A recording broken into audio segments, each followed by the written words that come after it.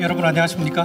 오늘 사회를 맡게 된 KCTV 제주방송의 오유진 앵커입니다. 반갑습니다. 네, 바쁘신 가운데도 오늘 이 자리에 함께해 주신 건설주택, 도시교통 분야의 기관 단체장님, 그리고 전문가님, 그리고 도민 여러분 진심으로 감사의 말씀을 드립니다. 오늘 지속가능사회 전환을 위한 제주 진단 대토론회, 도민과 함께 제주의 미래를 그리다는 민선 8기 도정의 이제 시책들을 진단하고 후속 과제들을 서로 공유하기 위해서 마련된 자리입니다. 4주에 걸쳐서 도정의 핵심 현안들을 다뤄왔는데요. 오늘은 네 번째 순서로 건설주택과 도시, 교통 분야 토론을 이어가겠습니다. 첫 주제는 건설주택 분야입니다. 제주도 경관위원회, 도시계획위원회 활동을 통해서 도정 시책에 많은 도움을 주고 계신 분이죠. 제주대학교 부동산관리학과의 이석호 교수님께서 제주 주거정책 주요 성과와 향후 과제를 주제로 발표를 해주시겠습니다.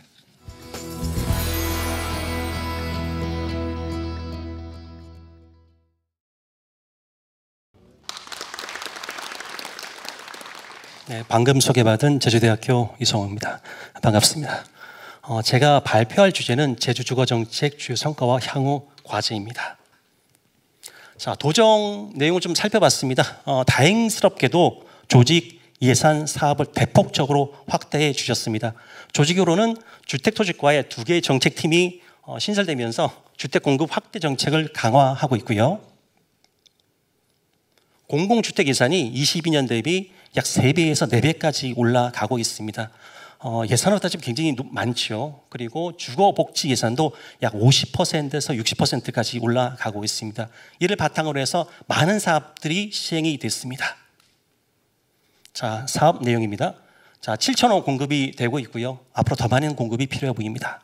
자, 그리고 공공주택, 임대주택이 또 이제 매입 방식이 다양화되고 있습니다. 공급 유형도 3개 유형에서 7개 유형으로 어떻게 보면 수요 맞춤형으로 많이 바뀌고 있고요. 그리고 혹시 마음의 온이라고 브랜드 알고 계십니까? 제주도개발공사에서 임대주택, 공공임대주택 브랜드입니다. 마음의 온이 있습니다. 혹시 지나가다 보시면 이거 여기 제주에서 한 거로구나 한번 봐주시면 좋겠습니다. 그리고 공공분양주택이 있습니다. 우리가 어떻게 보면 주거사다리 복원이라고 할 수 있는데요. 이걸 그 토지임대부주택인데 이거를 적금주택이라는 표현을 쓰기도 합니다. 적금을 들듯이 여러분이 비용을 내신 다음에 집을 매입할 수 있는 제도가 있고요. 또 공공임대주택이 고령자 복지와 일자리 연계가 되고 있습니다. 그리고 노후공공청사를 활용해서 공공임대주택을 또 공급하고 있습니다. 그리고 폐교 등을 활용해서 복합개발해서 공공주택을 공급하고 있고요. 또 그리고 가장 중요한 공공택지가 필요합니다. 우리가 제주도가 아파트 값이 비싼 이유가 아파트 값을 보면 크게 2가지로 나뉩니다. 첫 번째가 시공비고 두 번째가 토지비일 겁니다. 시공비는 우리가 크게 낮추기가 어렵습니다. 하지만 토지비를 낮출 수 있다라 그러면 우리가 충분히 아파트 값을 낮출 수 있습니다. 저렴한 토지를 공급하기 위해서는 공공택지 개발이 꼭 필요하고요. 이를 통해서 주거가 공급된다고 하면 좀 더 안정적인 제주 상황이 될 것 같습니다. 네.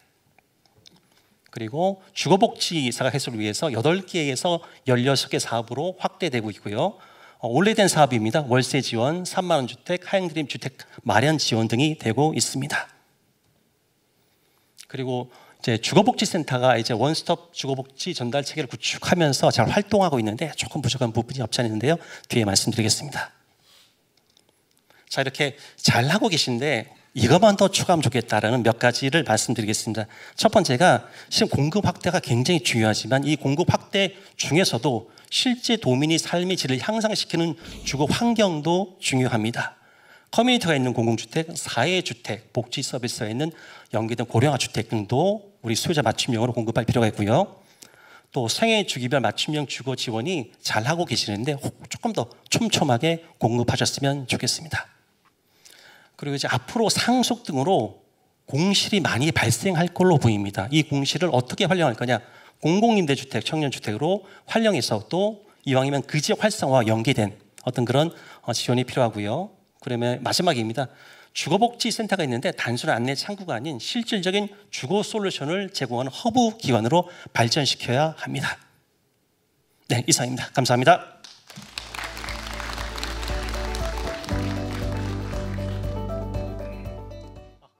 집값, 1인 가구 고령화 이런 상황에서 공공주택 공급이 어느 때보다 필요해지고 있다 강조를 해주셨습니다. 다음은 교통 분야입니다. 제주도의 교통정책 수립에 꾸준히 자문을 해주시고 계신 교통 분야의 전문가시죠. 제주대학교 행정학과의 황경수 교수님께서 제주특별자치도의 대중교통 복지 성과와 과제를 주제로 발표를 해 주시겠습니다.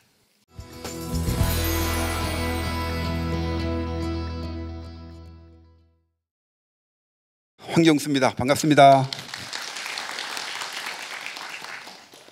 처음에 이 대중교통비 환급 지원은 전국에서 많은 자치단체들이 하고 있지만 지금 제주도 같은 경우는 이 다자녀의 2명 3명 정책은 다른 지역은 찾아보기 어려운 제주도만의 특징적인 그런 추가된 사업이라고 할 수 있습니다. 수요응답형 버스도 제주도는 대표적으로 성공적입니다. 또 제주도가 이렇게 이런 사업을 펼쳐야만 되는 것은 땅이 넓어서 직선으로 도로를 만들 수 없었고 바닷가와 중산간 지역에 마을들이 있어서 어쩔 수 없는 굴곡 노선이 생길 수밖에 없었는데 이런 수요응답형 버스가 제주도에 적실하게 되었고 가능했던 것도 거듭 말씀드리지만 요 공영버스가 투입될 수 있어서 그렇게 되었다라고 말씀드려도 큰 과언이 아닙니다.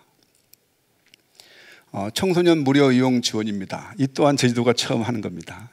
무슨 제주도가 처음이라게 하시겠지만 찾아보십시오. 처음이고요.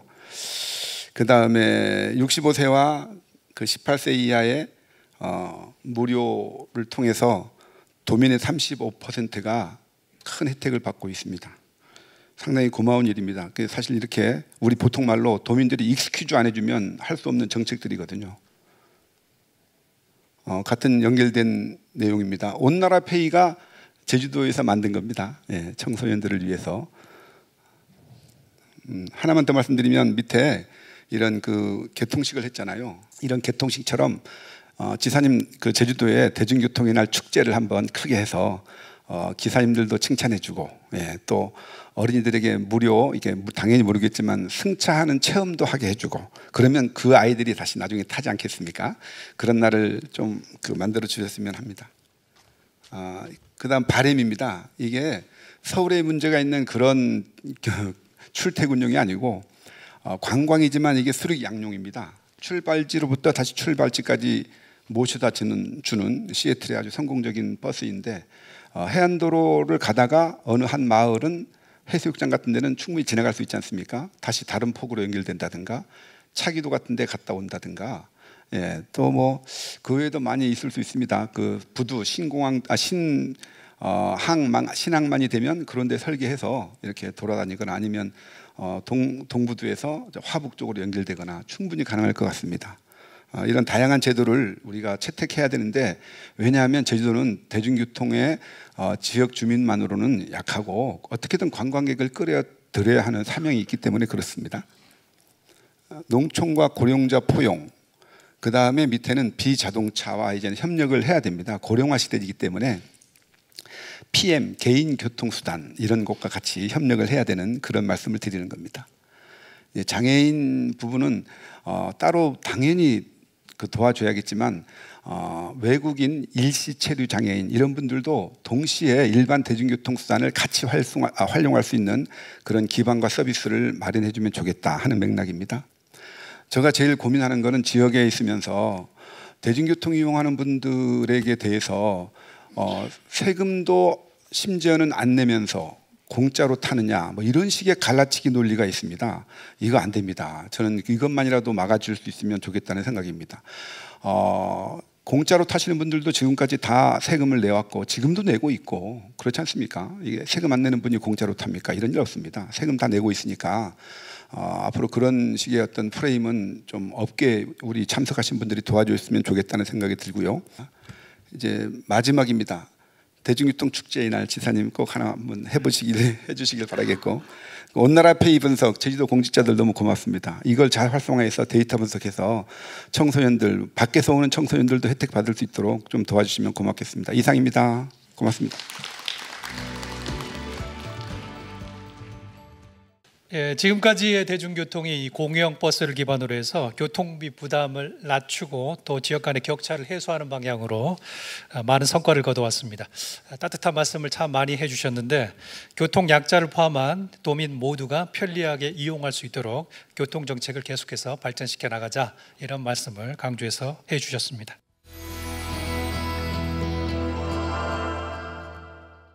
네, 지금부터는 플로어에 계신 여러분들과 함께하는 시간인데요.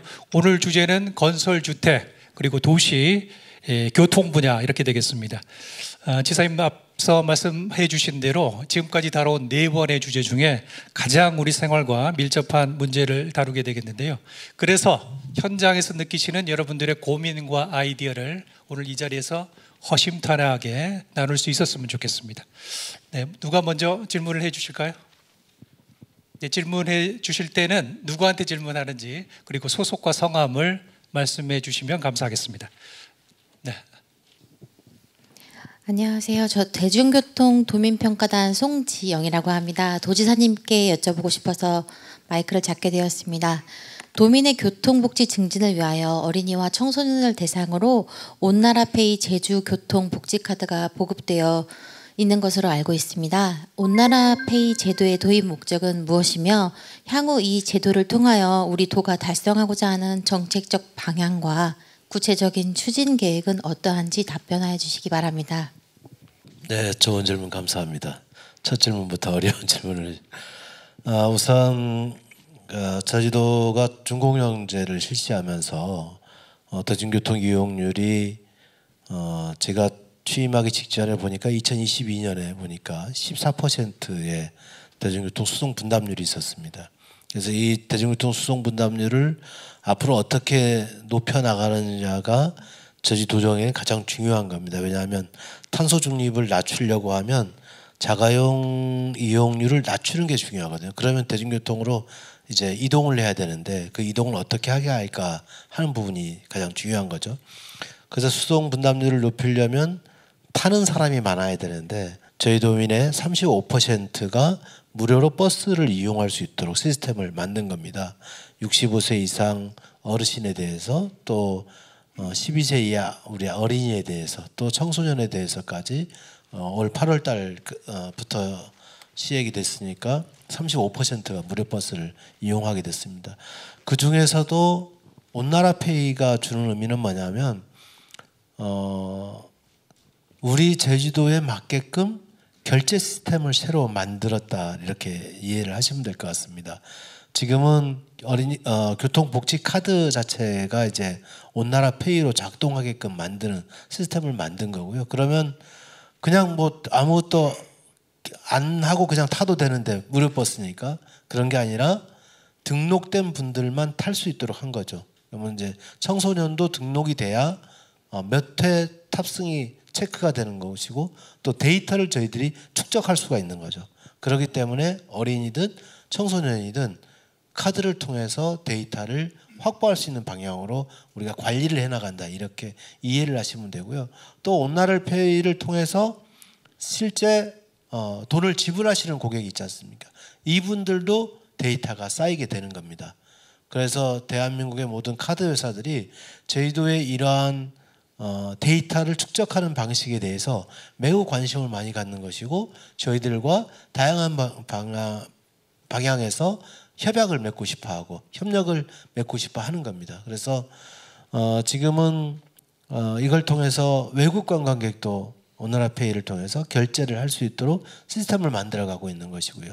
그래서 외국 관광객이 어디에서 많이 탑승하고 어디에서 많이 내리는지까지 우리는 매일 파악을 하고 있고 또 매일 이분들이 결제하는 결제 금액이 얼마인지까지도 매일 파악을 하고 있게 되는 겁니다.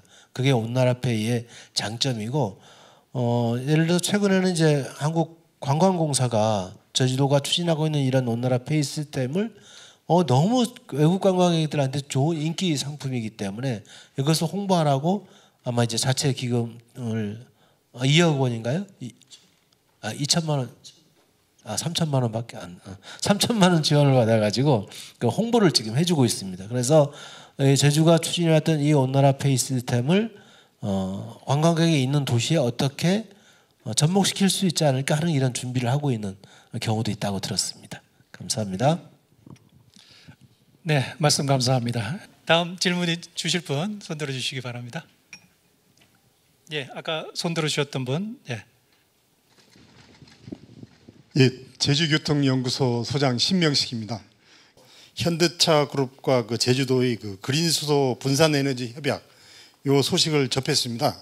그래서 그 그린교통과 그 관련해 가지고 추진 중인 제주도 그린수소 트램이 필요성과 현황 그리고 이제 앞으로의 추진 계획 이거에 대해서 말씀을 해주시면 감사하겠습니다. 지사님께 질문드렸습니다.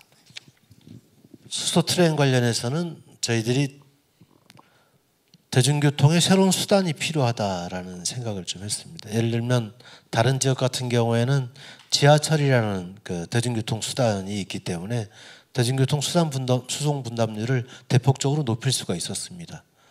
그래서 뭐 서울 같은 경우는 거의 45%, 50% 이상이 대중교통 수송 분담률이죠. 대부분 지하철을 타거나 대부분 버스를 타서 이동하는데 그게 일반화돼서. 근데 우리는 아까도 얘기했지만 14%, 원래 우리가 15% 정도 됩니다. 이것을 앞으로 어떻게 더 높일까를 생각하려면 새로운 교통수단이 확보되지 않고는 이 수송 분담률을 높이기가 어렵다고 저는 판단을 했던 거고.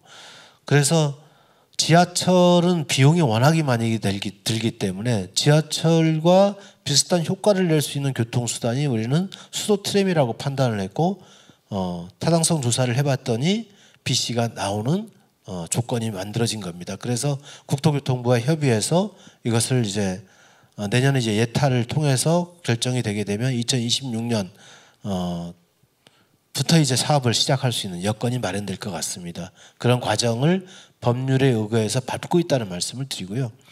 그다음 두 번째로 중요한 건 뭐냐면 그린수소 글로벌 허브 구축을 하겠다고 2022년 9월에 제가 발표를 했고, 그리고 최근에는 현대자동차 그룹과 그린수소 도시 허브 도시 구축과 관련된 업무 협약을 맺었습니다. 그 내용 중에는 수소를 생산하고 보급하고 활용하는 이 전주기 시스템이 저희도에 잘 확충이 돼 있어야 하는데, 우리는 지금 현재 예를 들어서 하루에 전기를 한 톤 정도 생산을 한다고 지금 우리가 3.3메가와트 실증 단지에서. 그런데 2035년까지 탄소 중립을 하려면 얼마를 수소를 생산해내야 되냐면 우리가 계산해 봤더니 6만 톤까지 생산을 해야 되겠더라라고 계산이 나온 겁니다. 그러면 수소가 쓰일 수 있는 수요처가 있어야 되는 겁니다. 그럼 수소가 쓰일 수 있는 수요처가 없게 되면 전기도 마찬가지잖아요. 재생에너지를 발전시키려면 전기를 쓸 수 있는 수요처가 더 확산이 되어야 이게 재생에너지 발전 비율도 계속 높일 수가 있는 겁니다. 똑같은 겁니다. 수소도 마찬가지여서 수소의 수요처 중에 가장 중요한 요소를 차지할 수 있는 게 저는 수소 트램이라고 보는 거고요. 그래서 수소가 접근이 필요하다 이렇게 생각을 하고 있습니다. 지금은 이제 노형, 공항, 항만으로 이제 이어지는 지금 노선이 제시가 된 건데요. 이 노선에 따라서 특히 원도심 지역의 역세권은 다시 발전할 수 있는 그런 확률이 매우 높아진다는 장점을 갖고 있습니다. 그리고 이 트램 사업은 국비 지방비 매칭 비율이 6대 4입니다. 국가가 60%의 비용을 책임지도록 되어 있고 지방정부가 40%의 비용을 책임지도록 되어 있습니다. 그래서 저희 입장에서는 BC가 나오는 상황이기 때문에 지방정부가 이 문제에 대해서 접근하더라도 큰 손실이 발생하거나 할 염려는 저희들은 최소화하면서 갖고 있다는 점을 말씀드립니다. 네, 수소 트램을 세 가지 점에서 장점을 말씀해 주셨는데 지하철의 효과를 트램에서 기대를 하신다고 말씀을 해주셨고요. 또 수소 에너지 전환 차원에서 또 접근을 하시네요. 네.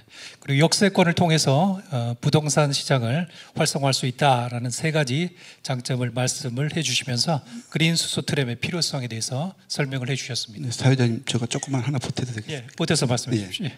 그 수소 트램에 대해서 아쉬운 점은 제주도가 그 재생에너지라든가 자연에너지를 많이 만들어내는데 소비할 수 없도록 이게 전력 거래소가 막아놓는 거 있지 않습니까?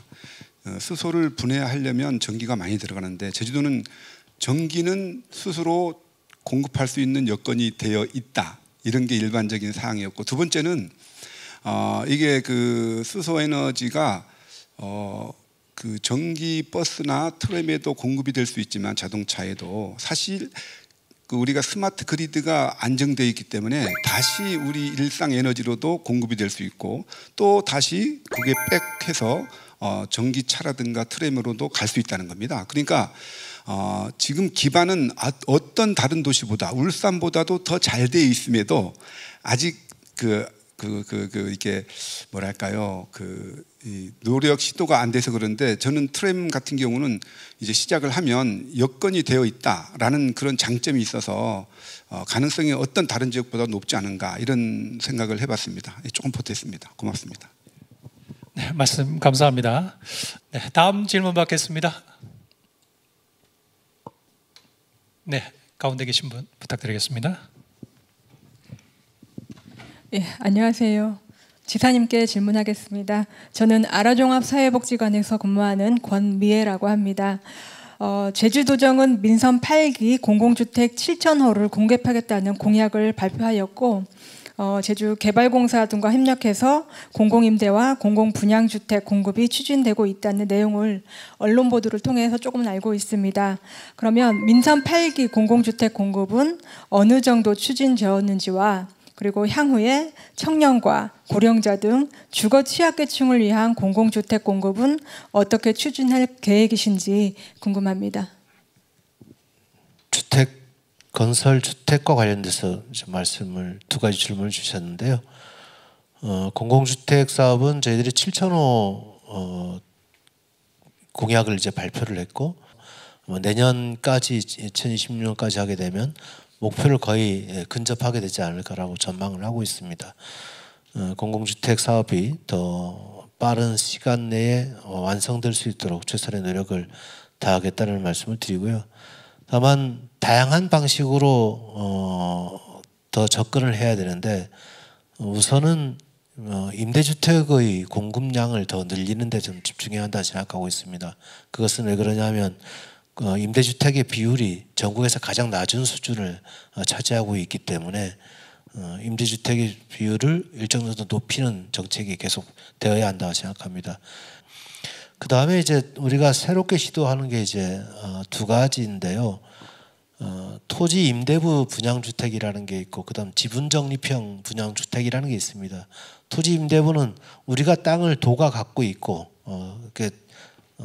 토지에 대한 소유권은 도가 여전히 가지고 있으면서 건물에 대한 분양권만 이제 민간에게 넘기는 방식이어서 토지분이 상쇄되기 때문에 비용은 절반 가까이로 낮추면서 할 수 있을 겁니다. 지금 오리엔탈 호텔 뒤쪽에 삼도동에 아마 내년 3월부터는 분양 공고가 나오게 될 텐데, 시민 여러분들께서, 도민 여러분께서 직접 참여하실 수 있을 것 같습니다.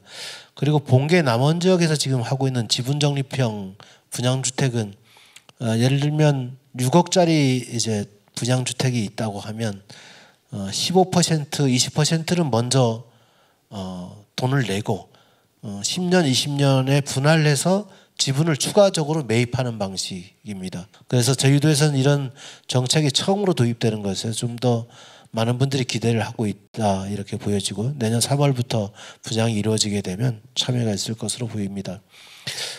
그 다음에 이제 앞으로 우리가 주목해야 될 게 주거복지 정책입니다. 주거복지 분야에 있어서 지난 2022년보다 지금 60% 이상 예산을 확충하면서 저희들이 집중하고 있는 이유 중에 하나도, 삶의 질을 개선시키지 못하면 청년 인구가 유출되는 이것을 막을 수 없다, 이렇게 좀 보고 있습니다. 그래서 청년 주거비 지원 정책을 좀 하고 있는데, 가장 중요한 게 청년분들에 대한 월세 지원 정책을 하고 있고, 그 다음에 하영드림 정책이라고 해서 대출 1.5%의 이자를 우리가 부담해주는 정책을 좀 펼치고 있습니다.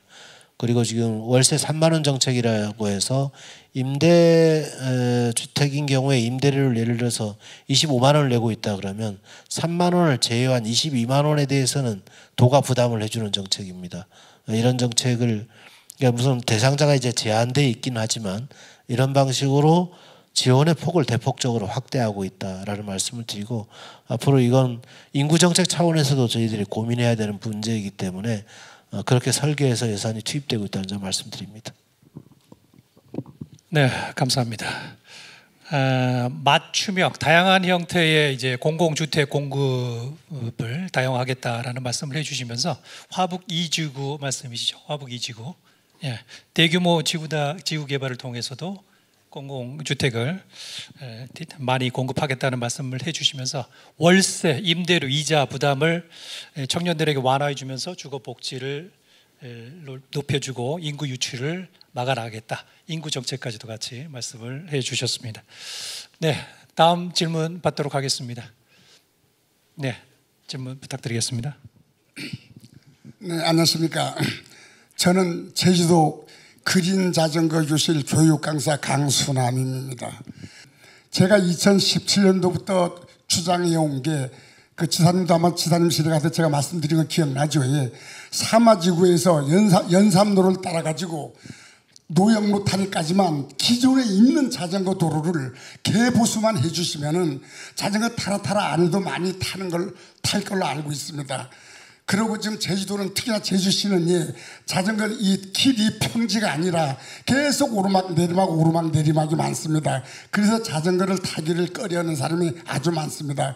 그래서 한 2, 3년 전부터 전기자전거를 그러면 사라 그래서 1년에 300명인가 이제 50만 원씩 지원해 주면서 전기자전거를 이제 사라고 하는 걸로 알고 있습니다. 그래서 전기자전거 살 사람은 많은데 돈이 한정되어 놓으니까 사고 싶어도 타고 싶어도 안 됩니다. 그래서 저 지금은 그 전기자전거를 타고 시내 다니는 거 지사님도 많이 봤을 겁니다.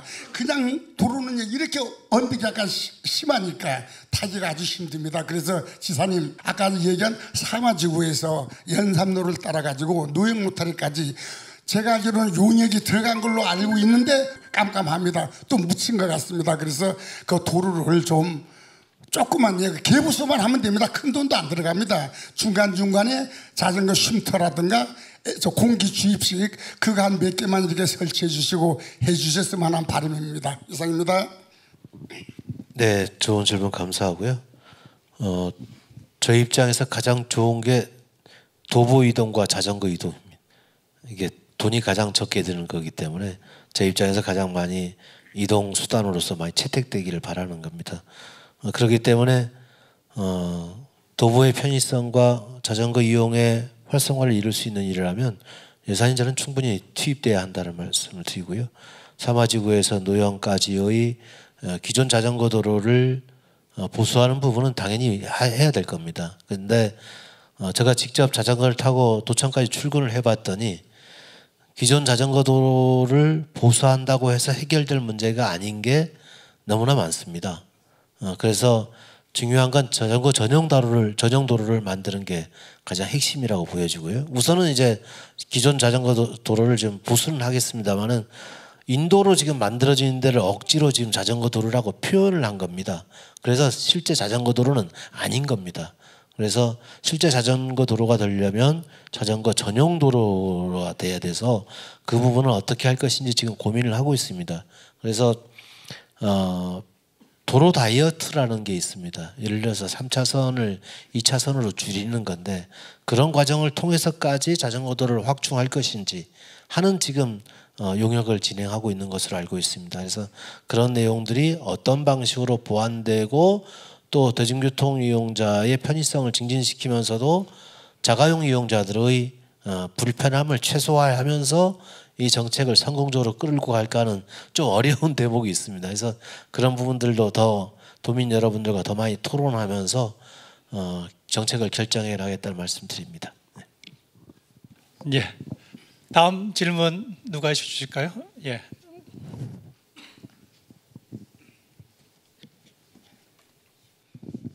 안녕하십니까. 재원아파트에 사는 부경심입니다. 언론을 통해 고도화나 정책이 통해서 발표되어 재개발 재건축에 도움이 된다고 많은 기대를 하고 있습니다. 재건축 사업에 언제부터 그 방침이 적용이 되는지 그리고 어떠한 절차가 진행이 되고 있는지 도지사님께 질문을 드리고 싶습니다. 앞으로는 이 압축 도시로 저는 가야 된다고 생각합니다.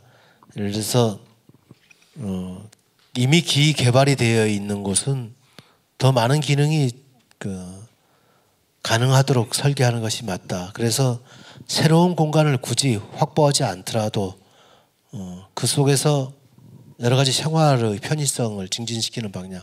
이게 이제 어떻게 보면 15분 도시 조성의 맥락과 함께 우리가 이해할 수 있는 측면이 있을 겁니다.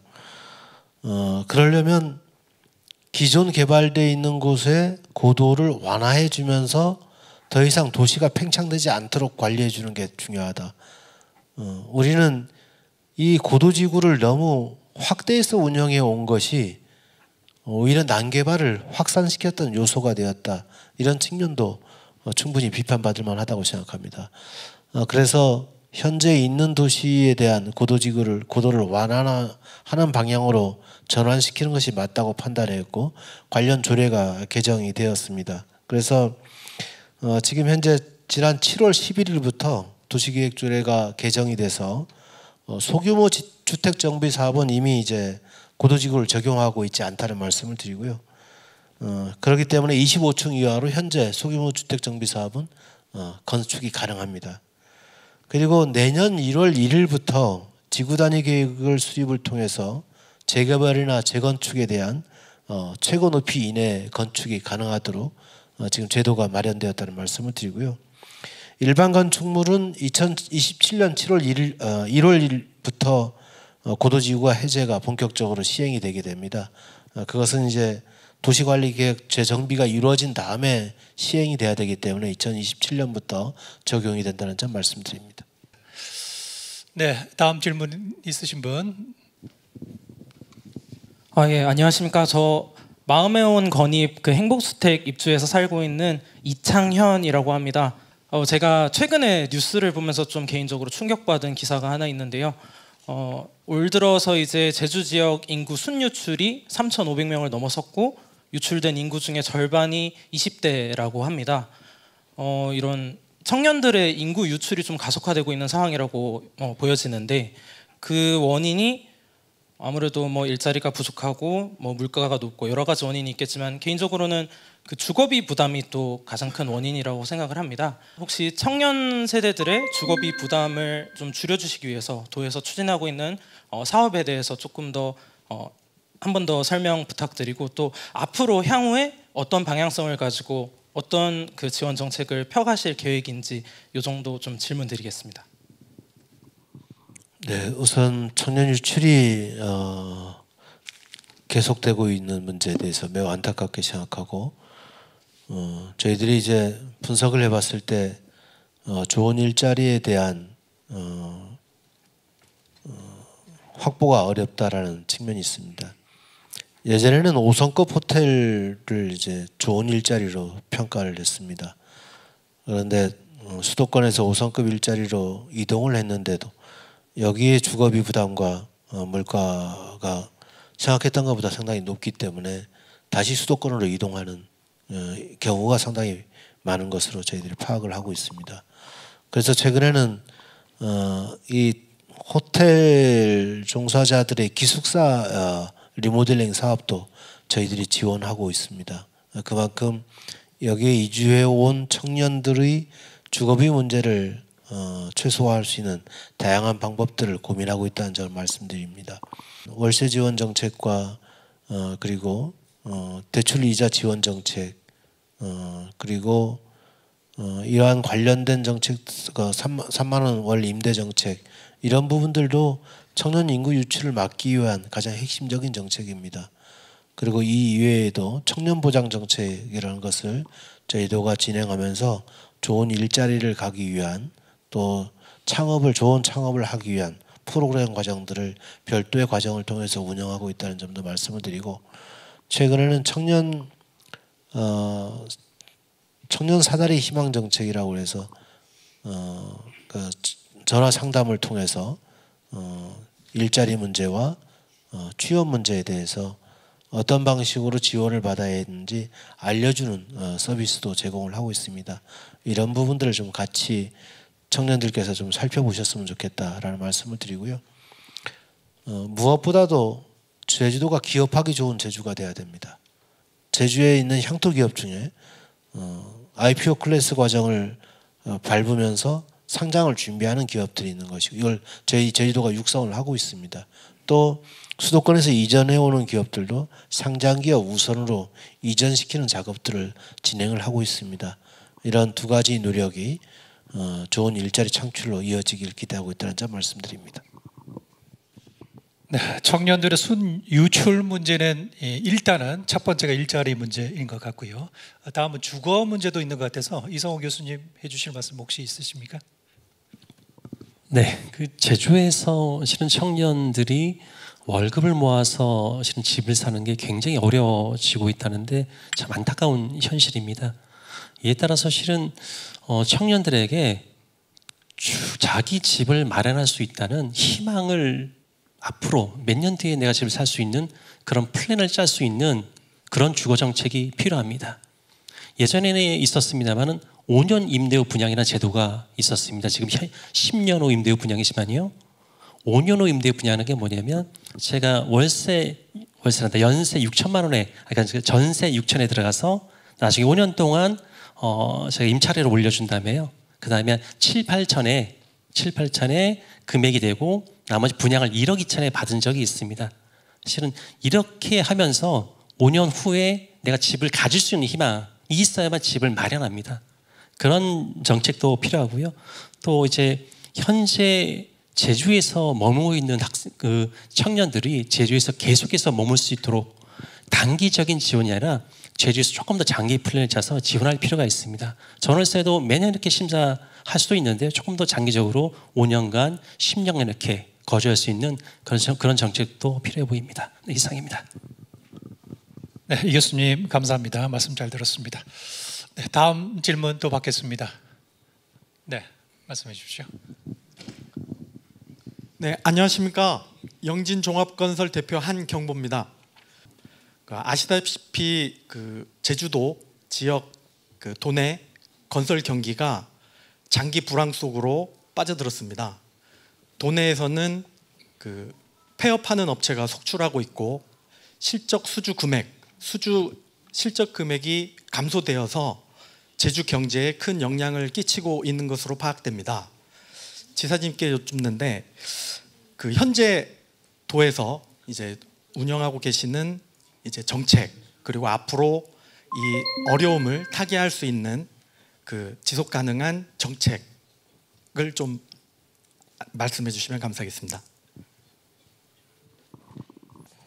최근에 이제 인허가 비율을 지난해하고 비교해 보니까 대략 29%가 감소했고요. 수주 실적은 31%가 감소한 것으로 보입니다. 뭐 지표로 얘기하는 게 저희 입장에서는 그리 어려운 일이 아니지만 현장에서 건설업을 운영하시는 분들 입장에서는 이 29% 31%라는 게 얼마나 큰 충격인지 가늠은 문제는 됩니다. 그만큼 함께 걱정스러운 분야라는 점 말씀드리고요.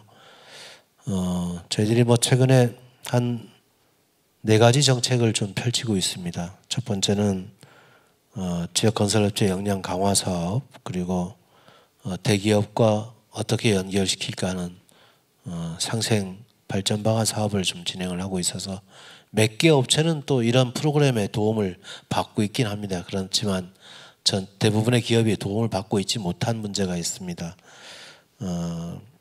대기업 협력 업체로 등록이 되고 실제 일정 부분 수주를 달성하는 기업은 지금 5건, 3개 업체 5건에 불과하다는 보고를 받고 있다는 말씀드리고요. 다만 공공공사에서 지역업체에 이제 참여를 확대하기 위해서 100억 원 이상 대형 공사에 대해서는 분할 발주 제도를 운영 중에 있습니다. 또 민간 공사에서도 인허가 시에 하도급 참여의 비율을 70% 이상을 해달라고 권고하고 있고 또 모니터링도 계속 하고 있습니다만은 이 부분도 간단치는 않습니다. 건설 근로자에 대해서는 저희들이 일시적으로 쭉 고용을 상실했을 때, 일시적으로 상실했을 때 고용 지원 제도를 전국 최초로 시행해서 올해는 1,500여 명의 건설 노동자들에게 지원을 해주기도 했다는 말씀을 드립니다. 그리고 공공공사 발주를 내년에 올해 예산보다 대략 20% 이상 늘려서 발주를 계획하고 있다는 말씀을 드립니다. 결국은 저는 경기 부양이라고 생각합니다. 물론 건설업이 계속 경쟁력을 갖기 쉽지는 않겠지만 지금 현재 관광이 6월부터 상승세를 타서 쭉 그 흐름이 이어지고 있습니다. 여러 가지 다양한 정책의 효과를 보고 있다고 보여지고요. 제가 지금 여행업계든 항공업계든 확인해 본 바에 따르면 하반기까지 이 흐름은 계속 지속될 것으로 파악을 하고 있습니다. 관광이 이제 살아나게 되면 부동산 시장이 다시 살아나게 될 것이라고 보여지고 그 부동산 시장이 살아나면 건설 경기도 다시 일어설 수 있지 않을까 하는 기대를 하고 있습니다. 이런 부분들을 건설협회와 전문건설협회 등 여러 단체들과 같이 협의하면서 좋은 대안을 만들기 위한 노력을 강구하겠다는 말씀을 드립니다. 네, 역시 건설 경기 살리는 일이 쉬운 일이 아니죠. 이 경기가 살아야 건설까지 이제 효과가 갈 텐데 일감 확보를 통해서 또 상생 방안들을 마련해서 지역 업체들이 참여할 수 있는 기회를 직접 만들고 직접 지원을 확대하는데 노력하겠다 이렇게 말씀을 해주셨습니다. 주제를 조금 한번 지정해 볼까요? 그 차고지 증명제에 대해서 혹시 질문하실 분이 계십니까? 네.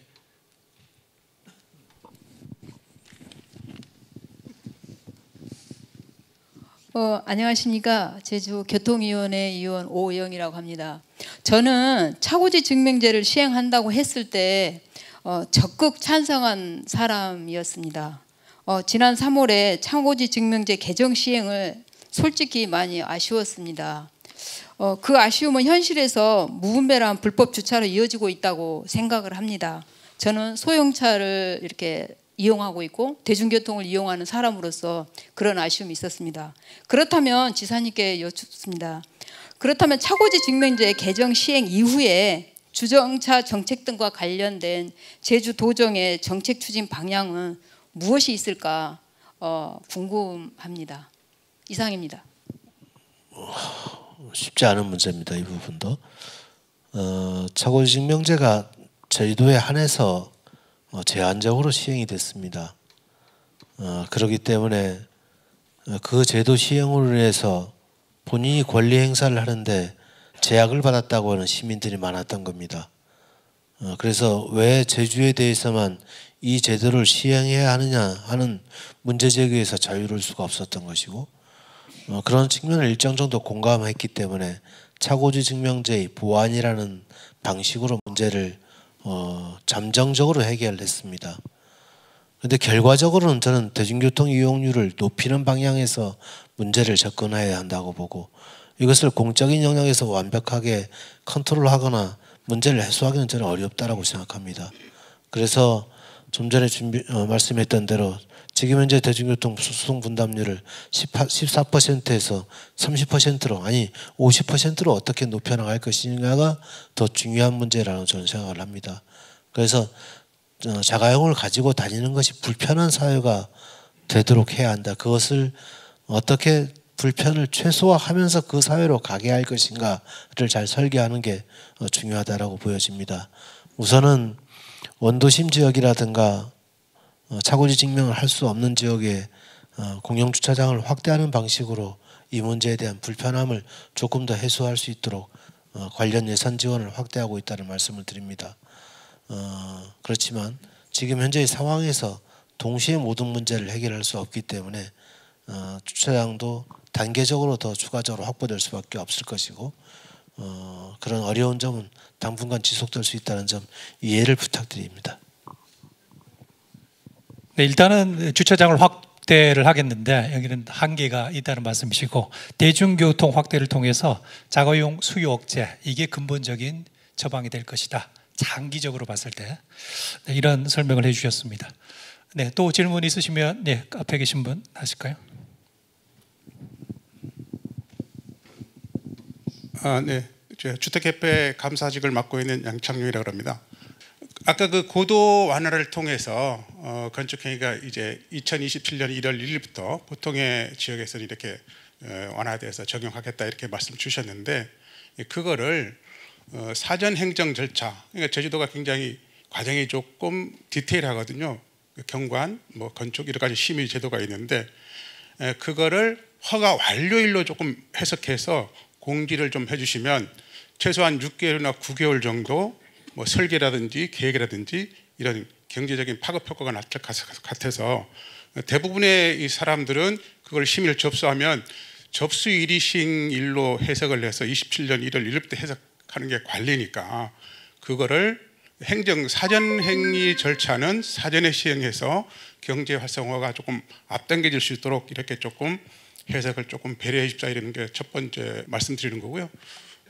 6,500세대 가량이 미스매치가 일어나고 있고 그것을 지사님은 지금 5,500세대까지는 2030년까지 공급 계획이 있다고 하니까 민간 시장 저희들 민간 시장을 주도하는 업체로서는 굉장한 위기감이 몰려오고 있거든요. 지금 현재 시장 상황은 뭐 하기하고 애월에 지금 거의 뭐 더블 이상 저희들이 생각하는 분양가의 더블 이상의 분양가로 책정해서 굉장히 곤란한 지형에 빠져 있고 또 지금 다른 업체들도 대부분 일군 메이저 업체들이 들어와서 제주도의 분양가를 획기적으로 올려놓아 가지고 상당히 지금 어려운 상황에 이제 놓여져 있고 그리고 또 마음에 오는 또 우리들 시장을 또 잠식하고 있어 가지고 그런 미스매치가 되는 이 영역을 지사님께서 저희들한테도 상의하거나 공감대가 형성될 수 있도록 해주셔가지고 조금 지사님의 정책에 효과적으로 빨리 대응할 수 있도록 이렇게 조금 배려해 주셨으면 고맙다는 말씀 드리겠습니다. 고맙습니다. 사전행위 절차를 속도를 내는 문제에 대해서는 우리가 충분히 할 수 있을 것 같은데요. 좀 같이 챙겨서 준비를 좀 해주시고요. 두 번째 문제는 예를 들면 우리가 이제 토지 매입 사업을 하는데 토지 매입 사업에서 신축 약정 매입을 확대하는 방식을 지금 같이 하고 있는 거 아닙니까? 그러니까 그 폭을 우리가 좀 더 확대하게 되면 제주도가 추진하고 있는 정책 방향과 지역 업체가 상생할 수 있는 방안이 저는 나올 거라고 봅니다. 그래서 올해도 지금 계속 2배 이상 확대를 해왔는데 내년에도 내후년에도 그 기조가 좀 유지될 수 있도록 노력하도록 하겠습니다. 마지막으로 질문 하나만 더 받겠습니다. 네, 앞에 계신 분. 저는 개인 택시를 운행하고 있는 강윤찬입니다. 제가 제주 시내를 이렇게 하루 종일 운행을 하다 보면은 절실한 부분이 하나 있습니다. 이 그 큰 도로에 있는 데들은 어쨌든 신호를 준수하고 다니면은 소통이 원활한데 이 그 골목길 같은 데는 다녀보면은 차가 막혀가지고 그 소통을 하기가 진짜 힘듭니다.